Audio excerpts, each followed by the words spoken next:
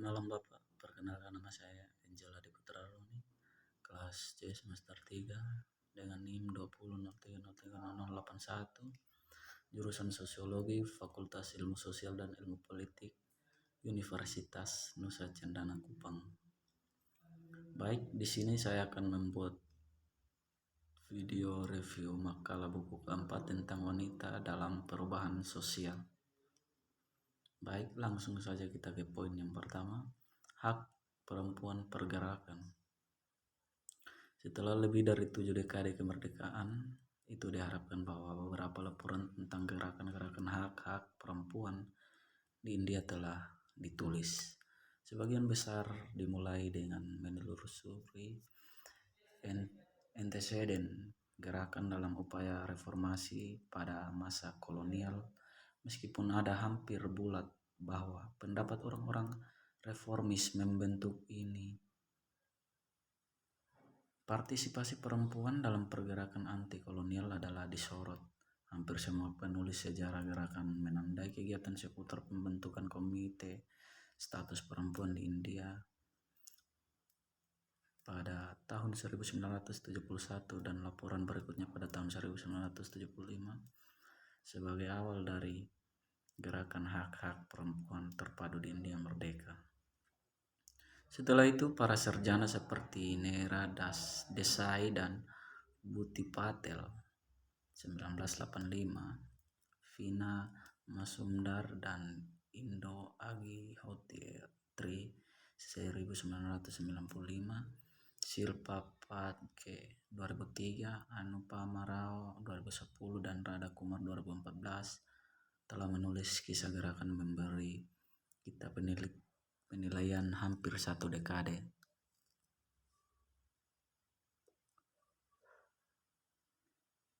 Ini penulis telah menggunakan kombinasi dari beberapa pendekatan untuk mengembangkan perspektif gerakan. Pendekatan yang paling sering digunakan dalam narasi-narasi ini adalah untuk membahas masalah gerakan demi masalah, menelusuri diskusi pada masing-masing. Pendekatan kedua adalah dengan menceritakan gerakan sebagai rangkaian upaya kolektif, yaitu organisasi perempuan dan acara protes. Pendekatan lain adalah pendekatan menceritakan kisah gerakan melalui kehidupan pekerjaan dan pendapat individu yang dianggap utama pelaku gerakan. Pendekatan keempat adalah mencatat perluasan hak-hak perempuan melalui tindakan legislatif atau pembuatan kebijakan dan advokasi perempuan untuk hal-hal yang sama. Dalam volume ini upaya saya bukan untuk menyajikan yang komprehensif dan catatan sejarah gerakan itu, tetapi untuk berkomentar secara kritis pada beberapa perdebatan penting dan keuntungan melihat ke belakang. Saya punya juga dapat menginterpolasi implikasi dari pembingkaian ini debat oleh aktivis hak-hak gender arus utama, arah di mana wacana yang dikembangkan pengistimewaan sudut pandang tertentu dan membangun melupakan suara yang berbeda memiliki dampak material pada kehidupan tidak hanya perempuan tetapi juga masyarakat karena sifat realitas gender. 4 artikel yang termasuk dalam bagian ini adalah contoh penulisan oleh para cendekiawan hak-hak perempuan yang mengambil perspektif gerakan. Setiap artikel mencontohkan tantangan yang berbeda yang dihadapi gerakan dan responnya. Bab pertama, wanita India.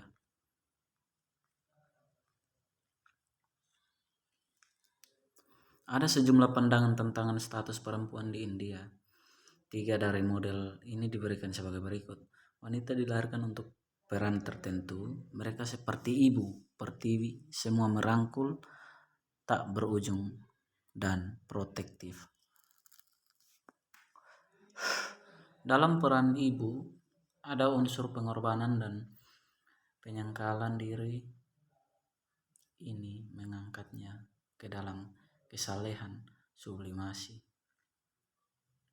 Karena ibu adalah orang yang bisa dipercaya, yang selamanya setia, yang tidak pernah meminta tapi selalu memberi. Ada kepercayaan total dalam dirinya. Dalam memainkan peran ini sesuai dengan aturannya, dia menerima perhatian dan kenyataannya penyembahan laki-laki dalam keluarga. Versi yang lebih canggih dari model ini membawa kelembagaan dan faktor sosiologis. Dalam versi ini sistem kepercayaan yang berlaku atas berfungsinya keluarga bersama, aturan pernikahan, praktik dalam melahirkan anak-anak, dan hak serta kewajiban yang dialokasikan untuk berbagai anggota organisasi sosial yang lebih besar. Model yang lebih modern membawa efek nasionalis pergerakan. Dalam model ini, polisi wanita di India saat ini adalah de jure salah satu yang paling maju. Warisan India perjuangan kemerdekaan, jaminan konstitusional dan ketentuan hukum telah digabungkan untuk memberikan wanita India status yang hampir sempurna. Namun sikap dan praktik sosial telah mencegahnya sepenuhnya penikmatan hak dan keistimewaan yang dijamin di bawah hukum. Setelah ini diurus, status ideal dapat dipastikan untuk wanita India. Dua sektor. Dengan keberagaman pandangan seperti ini dan harus diakui bahwa tidak ada yang dikatakan benar-benar salah. Memilih tindakan tidak hanya menjadi sulit tetapi mendung. Ada orang-orang yang berkonsentrasi pada perubahan sikap. Mereka yang ingin membuat wanita menjadi subjek seperti baja atau tambang dengan menteri dan lobby.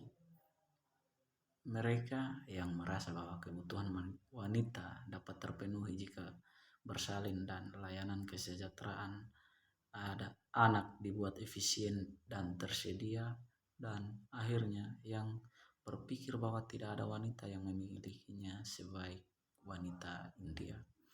Namun menurut saya sebagian besar ketegangan juga perbedaan dapat diselesaikan jika wanita di India dibagi menjadi dua kelas, yang kaya dan yang miskin. Pembagian menjadi genap lebih berguna jika diklasifikasi berbasis pendapatan, ditumpangkan pada klasifikasi antara kasta dan suku yang dijadwalkan bersama dan yang lainnya. Mitos dan realitas baru. Pada tingkat di mana kebijakan dibuat, para pembuat keputusan itu sendiri harus dididik ulang. Laporan oleh Komite Status Wanita di India mengidentifikasi beberapa mitos dan mulai menjelajahinya.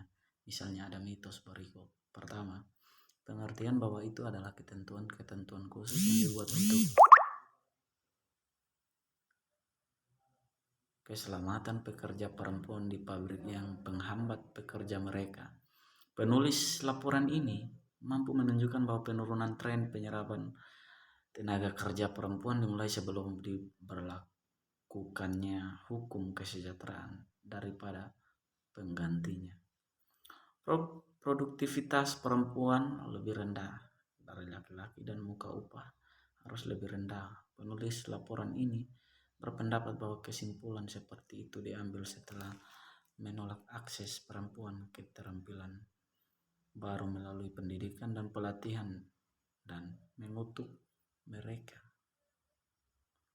pekerjaan yang kurang produktif sehingga menciptakan stereotip. Baik, sekian video dari saya Bapak. Kurang dan lebihnya saya minta maaf. Sekian dan terima kasih.